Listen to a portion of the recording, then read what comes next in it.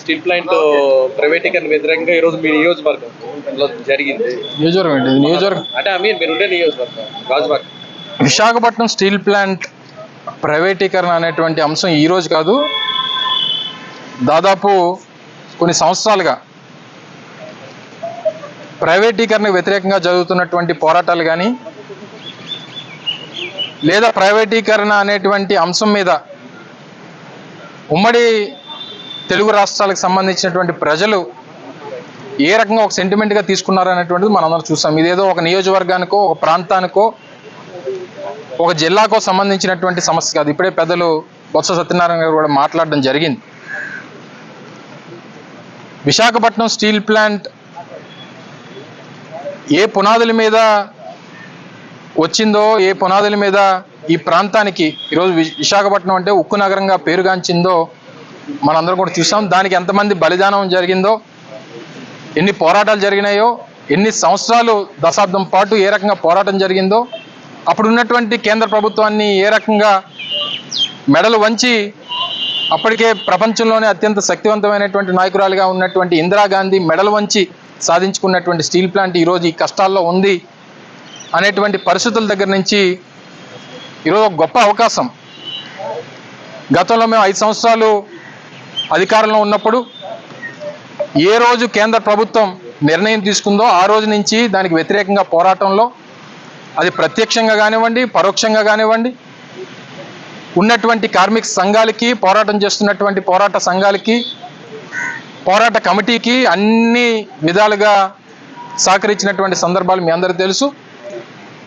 ప్రజల సమక్షంలో అనేక వేదికల మీద కూడా నేరుగా ఆ రోజు కానీ ఈ రోజు ఉన్నటువంటి ప్రధానమంత్రి నరేంద్ర మోదీ గారిని రాష్ట్ర ప్రజల పక్షాన దీన్ని ప్రైవేటీకరణ చేయడానికి వీల్లేదు అనేటువంటి విషయాన్ని కూడా చెప్పినటువంటి సందర్భాలు, ఆ రోజు ముఖ్యమంత్రిగా జగన్మోహన్ రెడ్డి గారు చెప్పినటువంటి విషయాలు కూడా మీ అందరికీ ఈ సందర్భంగా గుర్తు చేస్తా ఉన్నా. అయితే ఈ రోజు ఉన్నటువంటి పరిస్థితుల్లో మన 12వ తారీఖున 2వ బ్లాస్ట్ ఫర్నెస్ని కూడా క్లోజ్ చేయడం మనం చూసాం. మొదటి నుంచి కేంద్రంలో ఉన్నటువంటి ప్రభుత్వం గతంలో కానీ ఇప్పుడు కానీ ఇది నష్టాల్లో ఉన్నటువంటి ప్లాంట్ కాబట్టి, ఎక్కువ నష్టాలు ఉన్నాయి కాబట్టి దీన్ని ఏదో రకంగా ఏం చేయాలి అనేటువంటి, ప్రైవేటైజ్ చేయాలి అనేటువంటి ఆలోచనతో ముందుకు వచ్చింది. ఇది నష్టాల్లో ఉన్నటువంటి ప్లాంట్ కాదు, అప్పుల్లో ఉన్నటువంటి ప్లాంట్, నష్టాల్లోకి నెట్టివేయబడుతున్నటువంటి ప్లాంట్. అప్పుల్ని నష్టాల కింద చూపించి దీన్ని ఏదో రకంగా ప్రైవేటైజ్ చేయాలి అని చెప్పి ఆలోచన చేస్తున్నటువంటి ప్రభుత్వం వాళ్ళది.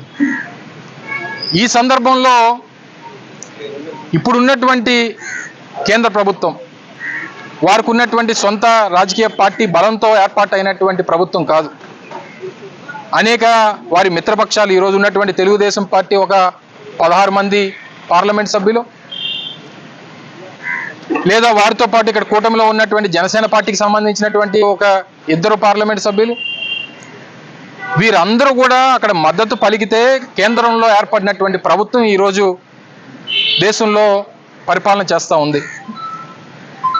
మరి ఈ సందర్భంలో మేము కోరేది ఒకటే, నిన్న స్థానిక పార్లమెంట్ సభ్యులు కానీ మా స్థానిక శాసనసభ్యులు, రాష్ట్ర పార్టీ అధ్యక్షులు వారు మాట్లాడినటువంటి మాటలు చూసిన తర్వాత, అంటే మీరు ఎవరో రోడ్ల మీదకి రాకండి, ఒకవేళ ప్రైవేటీకరణ అయిపోతే అప్పుడు మేము రాజీనామాలు చేస్తాం, అయిపోయిన తర్వాత రాజీనామాలు కానీ ఉన్నప్పుడు రాజీనామాలతో సమస్య పరిష్కారం కాదు.